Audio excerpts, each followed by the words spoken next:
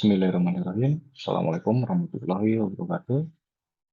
Untuk pertemuan hari ini, kita akan belajar mengenai regularisasi untuk deep learning ya.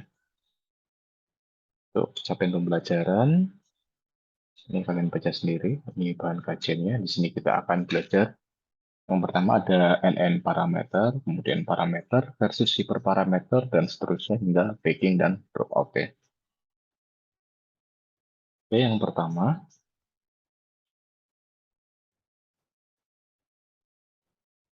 NN parameter ya. Ini contoh ada tulisan tangan ya. Yang kedua, ada parameter-parameter X1, X2, hingga X256. Jadi, setiap pixelnya ini merupakan inputannya. X1, X2, hingga yang terakhir adalah X256. Ini berupa gambar ukuran 16 kali 16. Ya, ini bila kosong ya, ini kosong, tidak ada coretan atau tidak ada tintanya, maka nilainya 0. Jadi yang putih-putih ini nilainya 0 ya. 0, 0, 0. Nah, bila ada tulisan atau ada tinta, ada coretan, maka nilainya 1, seperti itu. Oke, kita harus atur parameter jaringan peta sedemikian rupa.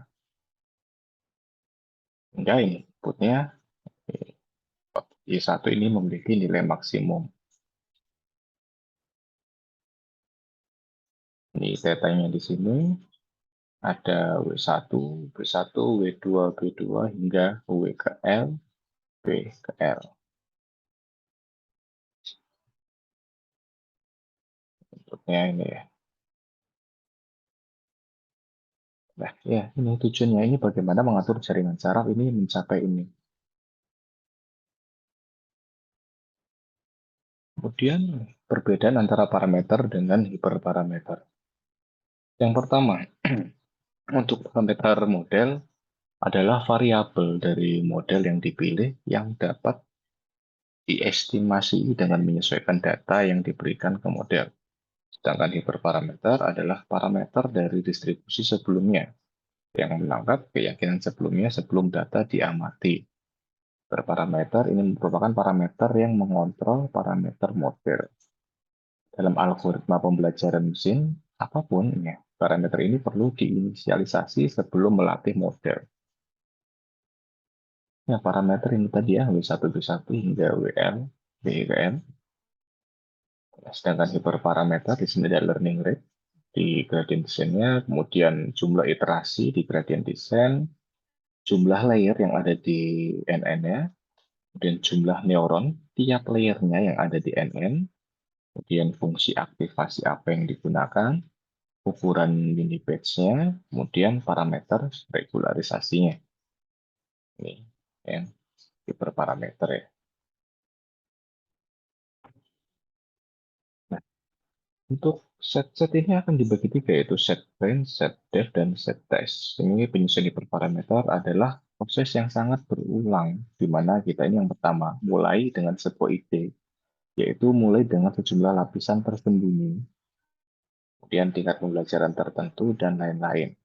Dan mencoba ide dengan menerapkannya, dan bereksperimen, berapa baik ide itu berhasil, kemudian yang terakhir, menyempurnakan ide dan mengulangi proses. Sekarang, ini bagaimana kita mengidentifikasi apakah ide itu berhasil. Disinilah himpunan train, def, dan test ini berperan ya. Nah, ini data. Data ini dibagi tiga ya, mulai dasarnya ada train set, def set, dan test set. Untuk yang training set, ini kita melatih model pada data pelatihan. Sedangkan yang dev set, setelah melatih model, kita memeriksa seberapa baik performanya di set dev. Dan yang terakhir, ketika kita sudah memiliki model final, kita mengevaluasinya pada set pengujian untuk mendapatkan perkiraan yang tidak bias tentang seberapa baik kinerja algoritma kita. Ya,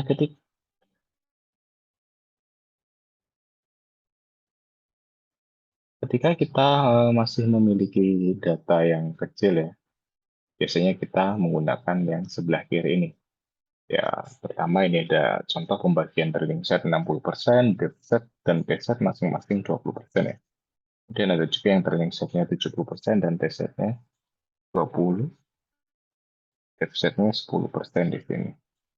Kemudian ketika data ini sudah banyak ya, data telah meningkat, enggak, maka kita bisa menggunakan yang seperti ini. Trailing setnya 98%, depth set dan test setnya masing-masing 1%. Ini kita harus memastikan distribusi set depth atau test ini sama dengan set pelatihan. Bagi set pelatihan, depth dan pengujian ini sedemikian rupa sehingga distribusinya serupa. Kemudian lewati set pengujian dan validasi model ini menggunakan set depth saja. Untuk mengukur performa dari model ya, ini perlu dilakukan pengukuran performa, yaitu pengukuran akurasi atau tingkat kesalahan. Jika FIJ ini menotasikan jumlah record dari kelas I yang berada di kelas J pada saat pengujian, maka pengukuran akurasi dapat dituliskan dengan persamaan sebagai berikut. Ya, akurasi ini sama dengan jumlah prediksi yang benar dibagi dengan jumlah prediksi keseluruhan. Jumlah prediksi yang benar itu terdiri dari ini, F11, yaitu jumlah yang hasil prediksinya sama dengan ini kelas sesungguhnya, ditambah hasil prediksi yang salah yang ada di kelas yang memang yang salah itu tadi, bagi jumlah prediksi keseluruhan. Ini terdapat nilai akurasinya. Sedangkan tingkat kesalahan atau error rate ini didefinisikan sebagai berikut, yaitu jumlah prediksi yang salah dibagi jumlah prediksi keseluruhan. Ini misal F01, yaitu jumlah prediksi yang salah tetapi harusnya data itu benar ya. Kemudian ditambah prediksi yang benar tetapi harusnya data itu salah dibagi jumlah prediksi keseluruhan. Maka kita akan dapat error rate-nya. Untuk klasifikasi model error, di sini ada tipe ya. Yang pertama ada resubstitusi error, yaitu training error. Error pada saat pembelajaran. Itu yang kedua, generalisasi error. Ini error pada saat pengujian. Model yang baik ini harus mempunyai training error dan generalisasi error yang rendah. Ini model yang baik. Kemudian beberapa masalah dalam fitting ya. Yang pertama ada underfitting. Underfitting model ini adalah model yang mempunyai training error dan test error yang tinggi. Hal ini terjadi karena model ini belum mempelajari struktur data yang sebenarnya. Kemudian yang kedua ada overfitting model. Ini di mana model yang mempunyai generalization error lebih tinggi dibandingkan dengan training error. Ini disebut overfitting. Terlalu banyak parameter, ini overfitting. Parameter tidak cukup, underfitting. Lebih banyak data, ini maka akan lebih sedikit kesempatan untuk overfit ya. Dan bagaimana kita tahu apa yang dibutuhkan? Ini yang menjadi pertanyaan. Kita lihat ya, ini ada sekumpulan data X. Nah, yang mana yang lebih baik? Yang sebelah kiri yaitu ordo ke-9 dari polinomial. Dengan yang sebelah kanan ini ordo pertama polinomial. Nah, kita lihat ini prediksinya bisa tepat klasifikasinya. Sedangkan yang di ordo pertama ini masih ada miss-nya, masih ada gap-nya, masih ada error-nya di sini. Jarak data ke garisnya. Dan masuk ke bias atau variance trade-off. Ketika kita ingin model kita tepat ya, ini yang berarti memiliki biasnya itu harus rendah dan variance-nya pun juga harus rendah. Ini datanya seperti ini. Dikatakan overfitting, ini jika kesalahan ZDEF jauh lebih banyak daripada kesalahan set train. Model overfitting ini dan memiliki varian yang tinggi.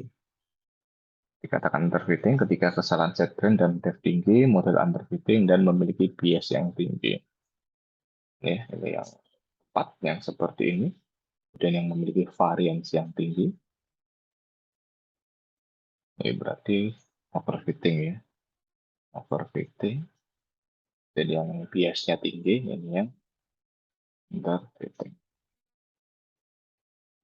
Dan overfitting di dalam deep neural network, ini jaringan saraf dalam deep neural ya. Deep neural network ini berisi banyak lapisan tersembunyi non-linear.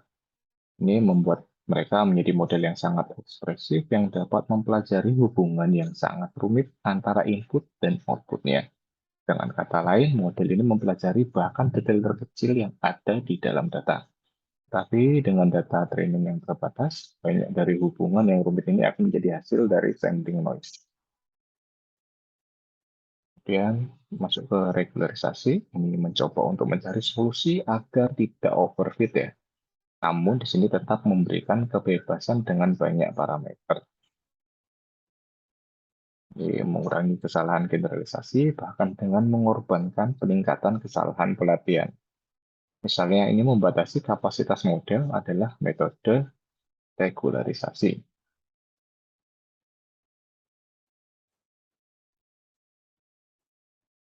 Regularisasi sendiri ini adalah modifikasi apapun yang kita buat pada algoritma pembelajaran yang dimaksudkan untuk mengurangi kesalahan generalisasinya, tetapi bukan kesalahan pelatihannya, yang disebut dengan regularisasi. Ini berbagai bentuk regularisasi, ini bisa dengan menambahkan lebih banyak data, ini adalah semacam regularisasi, dan pooling, ini juga regularisasi, ada augmentasi data ya. Dan parameter non-penalty, intinya di sini adalah hukuman atau penalty, penggunaan parameter untuk memilih bobot yang kecil dan menambahkan cost atau biaya untuk memiliki bobot yang tinggi. Banyak pendekatan regularisasi ini didasarkan pada pembatasan kapasitas model, seperti jaringan saraf, regresi linear, atau regresi logistik dengan menambahkan penalti normal parameter omega, ikutan theta ya, ke fungsi tujuan J. Fungsi tujuan ini dapat dinyatakan sebagai berikut.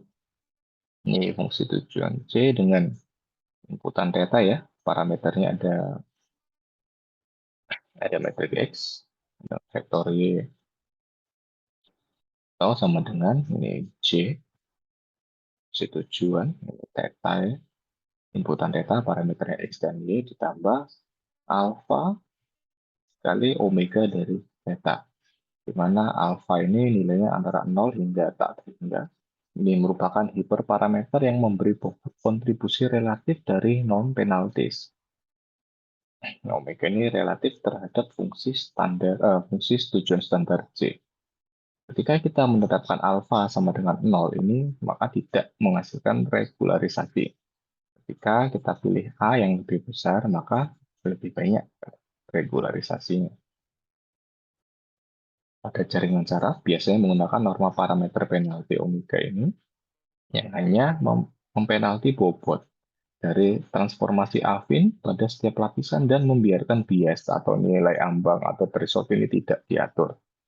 Oleh karena itu, kita menggunakan vektor W untuk menunjukkan semua bobot yang harus dipengaruhi oleh penalti norma, sedangkan vektor theta ini menunjukkan semua parameter termasuk vektor W dan parameter yang tidak diatur.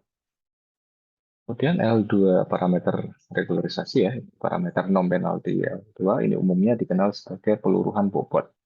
Strategi regularisasi ini mendorong bobot lebih dekat ke titik asal atau ke titik origin dengan menambahkan fungsi ketujuan suku regularisasi. Di komunitas akademik lain, regularisasi L2 ini juga dikenal sebagai regresi Ridge atau regularisasi Tikhonov. Ilustrasi pengaruh regularisasi L2 atau peluruhan bobot pada nilai optimal ya, ini pada gambar ini. Yang bagian elips ini Elips padat ya, ini mewakili kontur dengan nilai yang sama dari tujuan yang tidak diregularisasi. Kemudian yang lingkaran putus-putus ini mewakili kontur dengan nilai yang sama dari pengatur L2. Kemudian pada titik W ini tujuan-tujuan yang bersaing ini mencapai keseimbangan. Dalam dimensi pertama, nilai eigen dari Hessian of J ini kecil ya. Fungsi tujuan tidak bertambah, tidak bertambah banyak saat bergerak menjauhi W asterik ini secara horizontal. Karena fungsi objektif tidak menunjukkan preferensi yang kuat sepanjang arah ini. Regularizer memiliki efek yang kuat pada sumbu ini. Untuk dimensi pertama ya.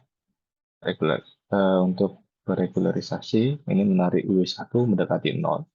Kemudian di dimensi kedua, fungsi tujuan sangat sensitif terhadap pergerakan yang menjauhi W asterik.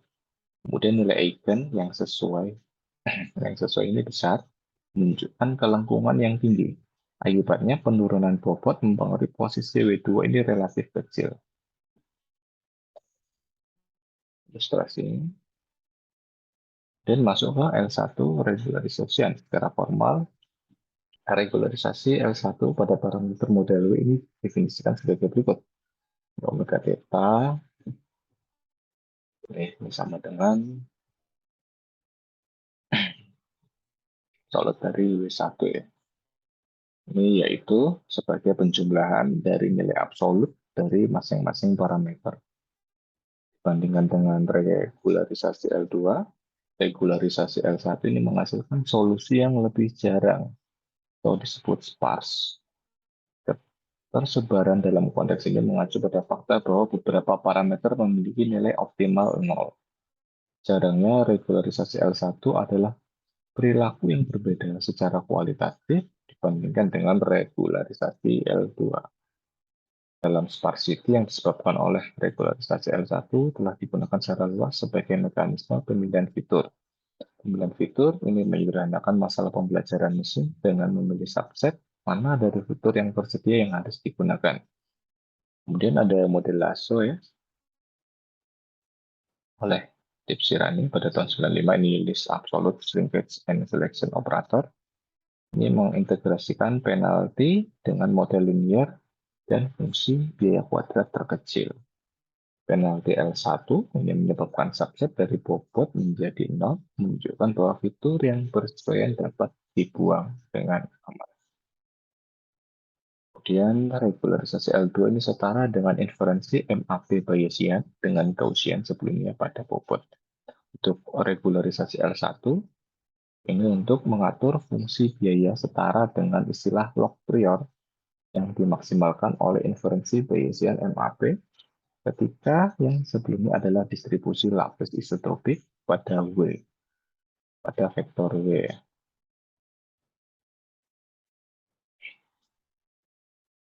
Kemudian cara terbang. Ini kita masuk ke dataset augmentation, yaitu salah satu cara terbaik untuk membuat model pembelajaran mesin, yaitu mengeneralisasi lebih baik adalah dengan melatihnya pada lebih banyak data. Ya, tentu saja dalam praktiknya jumlah data yang kita miliki itu terbatas. Salah satu cara untuk mengatasi masalah ini adalah dengan membuat data palsu. Ini ya, dataset augmentation, yaitu membesarkan jumlah data ya. Kemudian dari data-data palsu ini kita tambahkan ke set pelatihan. Untuk beberapa tugas pembelajaran mesin cukup mudah untuk membuat data palsu baru. Pendekatan ini paling mudah untuk klasifikasi. Pengklasifikasi perlu mengambil input X yang rumit dan berdimensi tinggi, dan meringkasnya dengan identitas kategori tunggal Y. Ini berarti bahwa tugas utama yang dihadapi pengklasifikasi adalah menjadi invarian terhadap berbagai macam transformasi. Kita dapat menghasilkan pasangan XY baru dengan mudah hanya dengan mengubah input X di set pelatihan kita. Menambah dataset ini telah menjadi teknik yang sangat efektif untuk masalah klasifikasi tertentu. Ini misalnya untuk pengenalan objek. Gambar berdimensi tinggi dan mencakup jumlah besar faktor variasi Ini banyak di antaranya dapat dengan mudah disimulasikan. Operasi seperti menerjemahkan gambar pelatihan beberapa piksel di setiap arah seringkali dapat sangat meningkatkan generalisasi. Bahkan jika model telah dirancang untuk sebagian invarian, invariant translation ya, dengan menggunakan teknik konvolusi dan pooling. Banyak operasi lainnya seperti memutar gambar atau penskalaan gambar ini juga terbukti cukup efektif. Ini contoh dataset augmentation. Jadi ketika kita hanya contoh dari satu data, yaitu gambar ini ya, ini gambar aslinya, kita bisa membuatnya jadi 7 data, yaitu data aslinya satu dan data ini 6. Di total dari satu gambar ini kita akan mendapatkan 7 data gambar, yaitu yang pertama kita gunakan distorsi Alvin. Contoh-contoh saja, kemudian kita beri noise pada gambar aslinya, dan deformasi elastik, dan horizontal flip lagi dibalik ini.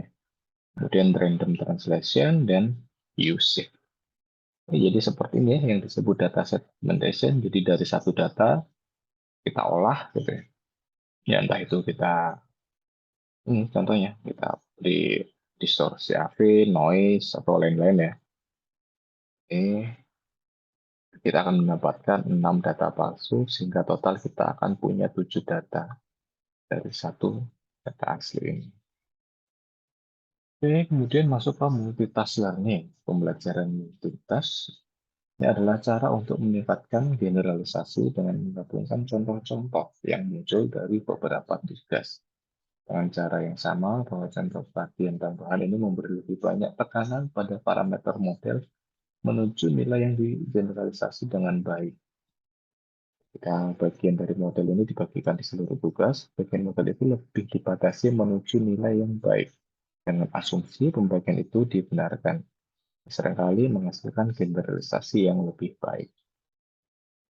Gambar berikut ini mengilustrasikan bentuk pembelajaran multitask yang sangat umum di mana berbagai tugas yang diawasi, itu memprediksi Y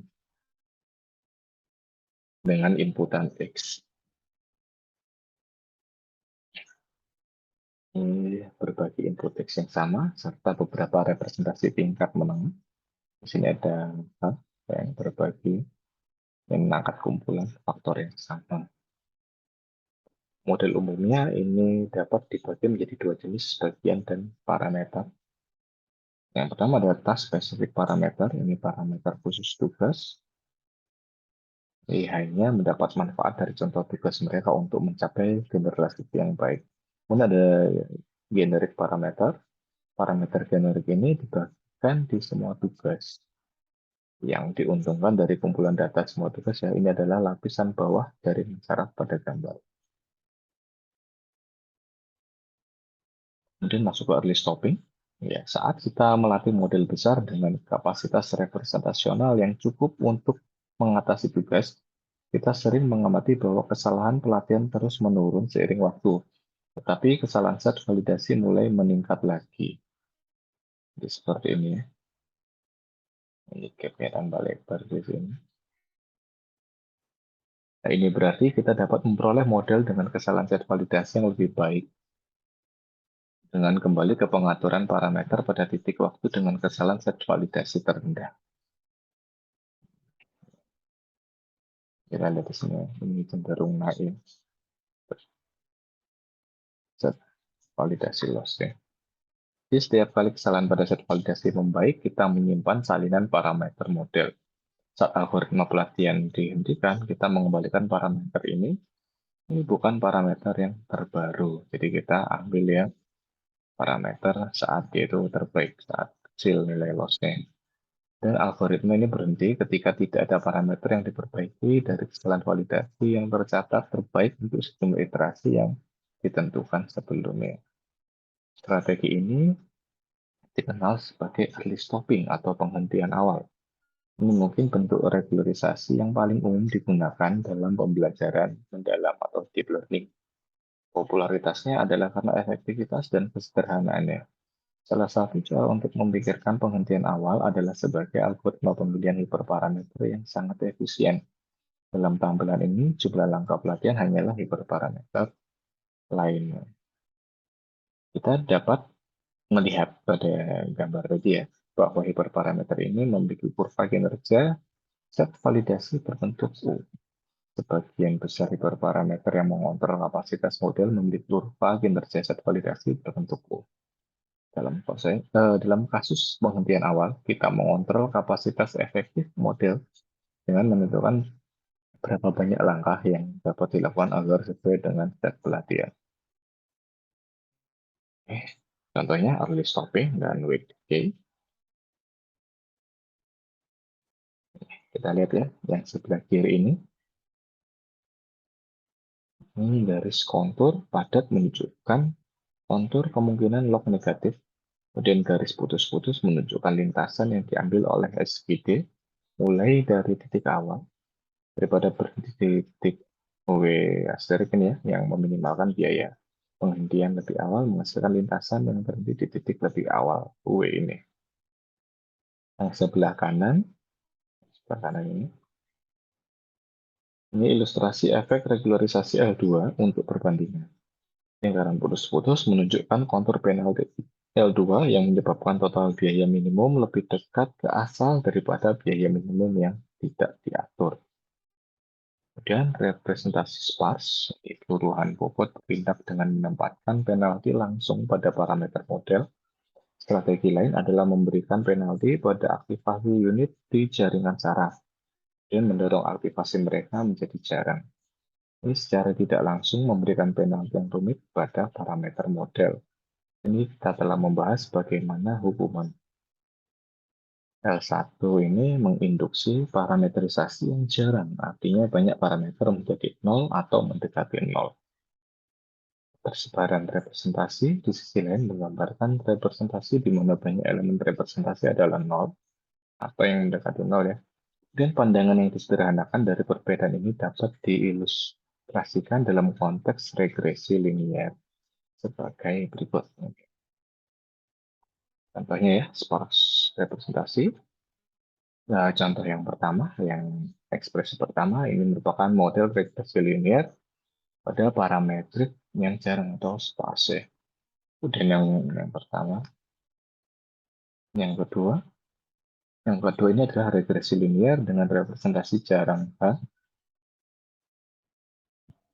dari data X, di mana hanya ini adalah fungsi dari X yang dalam arti tertentu.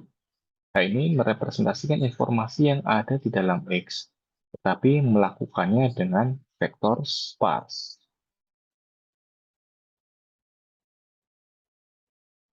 Kemudian regularisasi representasi dicapai dengan jenis mekanisme yang sama yang telah kita gunakan dalam regularisasi parameter. Kemudian regularisasi penalti norma dari representasi yang dilakukan dengan menambahkan ke fungsi bagian atau loss function J sebuah penalti pada representasi. Penalti ini dilambangkan dengan omega H ya, seperti sebelumnya. Fungsi loss yang seperti ini, di mana alfanya ini bernilai 0 hingga infinite. Ini memberi bobot pada kontribusi relatif dari ketentuan penalti norma dengan nilai alfa yang lebih besar sesuai dengan regularisasi yang lebih banyak.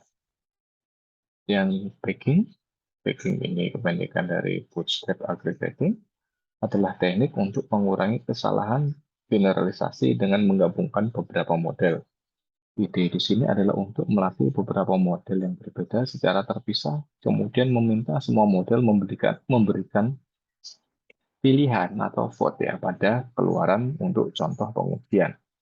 Ini adalah contoh strategi umum dalam pembelajaran mesin yang disebut rata-rata model atau model averaging. Teknik yang menggunakan strategi ini dikenal sebagai metode ensemble. Misal, di sini kita melatih detektor angka 8 ya, detektor angka 8 pada kumpulan data yang digambarkan. Ada 869 ini ya. Misal kita membuat dua kumpulan data sampel ulang yang berbeda. Prosedur pelatihan packing ini adalah untuk membangun masing-masing dataset dengan pengambilan sampel dengan penggantian atau replacement. Yang pertama, dataset pertama menghilangkan angka 9 dan mengulang angka 8. Pada dataset ini, detektor mengetahui bahwa lingkaran di atas digit ini sesuai angka 8. Kemudian pada dataset kedua kita ulangi angka 9 dan hilangkan angka 6. Dalam hal ini, detektor belajar bahwa loop di bagian bawah digit ini sesuai dengan angka 8. Ya, maksudnya ya. Masing-masing aturan klasifikasi individu ini rapuh ya, tetapi jika kita rata-rata outputnya, maka detektornya ini kuat atau robust ya, mencapai kepercayaan maksimal hanya ketika kedua loop dari 8 ini hadir. Ini contoh,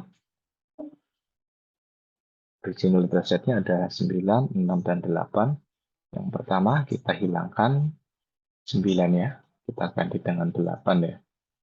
Jadi kita lihat, nanti yang ada loop ini, itu angka 8. Dan yang kedua, kita hilangkan angka 6 ya. Hilang. Jadi dengan 9. Dan yang kedua, kita ulangi angka 9-nya dan hilangkan angka 6-nya ya. Maka ada loop yang bawah ini, maka dia akan mendeteksi angka 8. Jadi ketika ada kedua loop ini, ya, ketika ada kedua loop tadi, ya yang atas sama yang bawah, maka itu dipastikan angka tersebut adalah angka 8. Kemudian masuk ke dropout. Dropout ini merupakan metode bagging. Bagging adalah metode rata-rata atas beberapa model untuk meningkatkan generalisasi yang tidak praktis untuk melatih banyak jaringan saraf karena mahal dalam hal waktu dan memori. Kemudian, dropout ini metode bagging yang diterapkan pada jaringan saraf. Dropout adalah metode yang murah namun kuat untuk mengatur keluarga model yang luas. Secara khusus, dropout ini melatih ensemble yang terdiri dari semua subjaringan yang dapat dibentuk dengan menghapus komit non-output dari jaringan dasar yang dasarnya. Ya, base networknya ya, ini contoh. Layer output, ini hidden layernya, ini output layernya.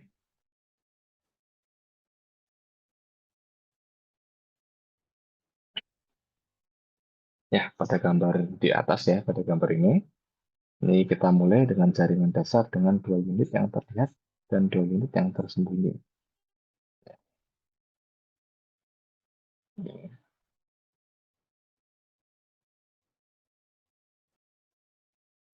Kemudian di sini ada 16 himpunan bagian yang mungkin dari 4 unit ini. Ini ada 16 himpunan. 1, 2, 3, 4, dan terusnya yang 16 ini. Nah, ditunjukkan semua 16 subnetwork yang dapat dibentuk dengan mengeluarkan subset unit yang berbeda dari jaringan asli. Dalam contoh kecil ini, sebagian besar jaringan yang dihasilkan tidak memiliki unit masukan atau jalur yang menghubungkan masukan ke keluaran. Masalah ini menjadi tidak signifikan untuk jaringan dengan lapisan yang lebih luas, di mana kemungkinan menjatuhkan semua kemungkinan jalur dari input ke output ini menjadi lebih kecil. Saat bekerja sama, jika semua orang berharap pasangannya akan melakukan pekerjaan, akhirnya tidak ada yang akan dilakukan. Namun, jika Anda tahu pasangan Anda akan drop out, Anda akan melakukannya dengan lebih baik. Ini desain intuitifnya ya. Saat pengujian sebenarnya tidak ada yang drop out sehingga memperoleh hasil yang baik pada akhirnya. Contohnya, training, dan setiap kali sebelum menghitung gradien, ini setiap neuron memiliki sekian persen atau berapa persen untuk drop out ya. Dan hilang. Nah, ini kemudian struktur jaringannya diubah. Nah, dia akan lebih kecil ya untuk bentuk jaringannya. Dan menggunakan jaringan baru ini untuk pelatihan. Ini untuk testing, ini tidak ada dropout. Jika tingkat dropout pada pelatihan adalah B%, maka semua bobot dikalikan 1 dikurangi B%.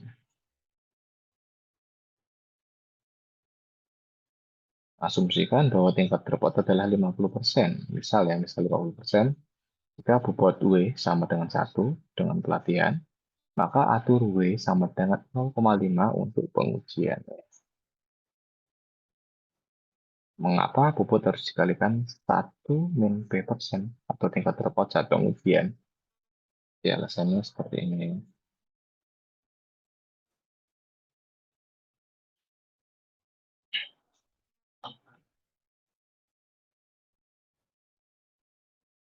Ini awal, Z sama dengan W1, X1 tambah W2, X2. Dan dilakukan dropout. Hasilnya seperti ini.